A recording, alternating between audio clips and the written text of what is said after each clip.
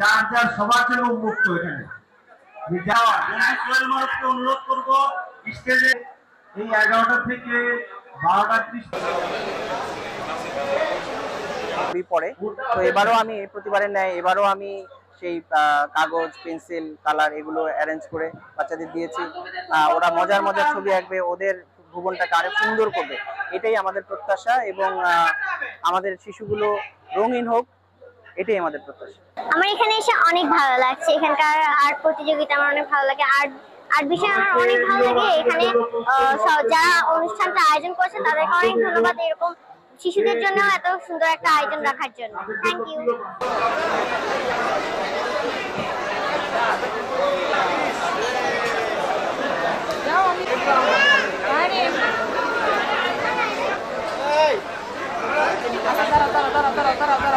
Committee ticket 5টা কিনলে কি একটা গিফট?